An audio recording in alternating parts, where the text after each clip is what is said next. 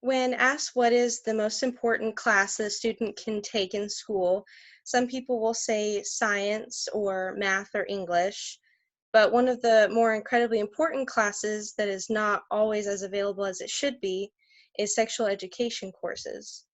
Not all young adults have somebody that they can go to for answers to their questions. Having received a sexual education course in health class, I do feel that it has the potential to answer those questions. The reality is that many schools don't have those classes available for their students. Students miss out on vital, real-life information, and in order to be better understanding of themselves and their choices, they have to be more educated. There are not enough schools that require or even offer these courses for their students. A number of states do have the option to limit what's presented in the courses, and they have the option to even not incorporate them into the curriculum at all.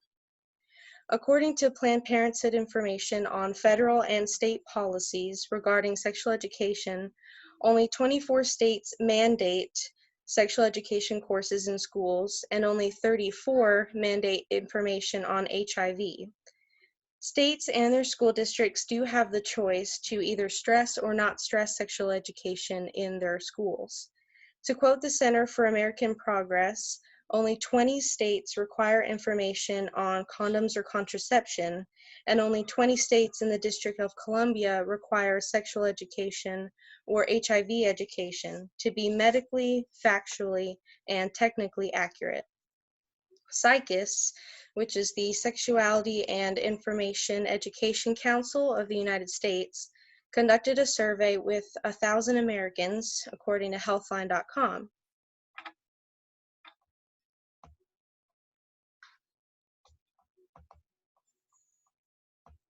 And I'll pull my presentation here.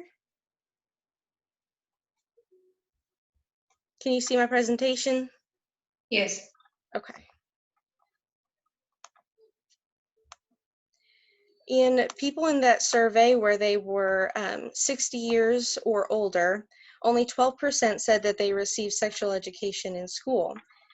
For surveyors between the ages of 18 and 29, only 33% could say that they received sexual education. Regarding sexually transmitted diseases, the Center for Disease Control reported that young people between the ages of 13 and 24 were a quarter of all new HIV cases in the United States in 2016. Another concern is apparent from the Center for American Progress's look at the states that do discuss sexual education.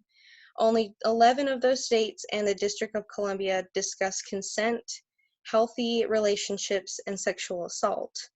And without that proper resource of information, young developing adults will not be properly informed about their bodies or their choices. For those with questions and concerns and for no one to go to for answers, they might end up going to friends or social media and get inaccurate information. A lack of sexual education can lead to an increased risk of STDs, unplanned pregnancies, and poor overall self-care.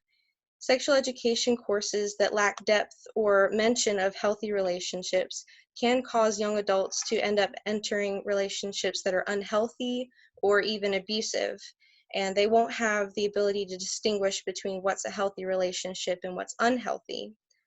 To quote SICUS's state policy director, Jennifer Driver, when it comes to promoting sex education, the biggest obstacle is definitely our country's cultural inclination to avoid conversations about sexuality entirely, or to only speak about sex and sexuality in ways that are negative or shaming. The solutions to a lack of sexual education in America starts with being open and honest about the importance and benefits. The best way to start is to be an advocate and to push for the inclusion of these courses in education curriculum. To start advocating for sexual education, most help will come from the organization Advocates for Youth. Advocates for Youth offers endless resources that you can share, and they tackle many topics regarding sexual education.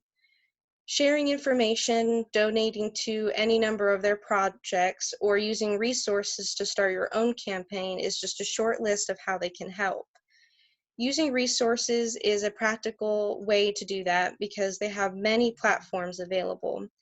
They work with psychists to develop the Future of Sexual Education project, and that promotes the use of sexual education courses in schools. They also have campaigns called Amaze and the Condom Collective to facilitate different aspects of sexual education across the nation. Amaze is a collection of videos framed for 10 to 14-year-olds, and it gives animated, easy to understand explanations of frequently asked questions. This opens the door for communication, and it helps confused young adults feel a little bit more understood and answered. The Condom Collective educates students on sexually transmitted diseases specifically and how to decrease their chances of HIV and how to decrease HIV cases. The campaigns also discuss healthy relationships and it tackles the issues that go along with entering relationships.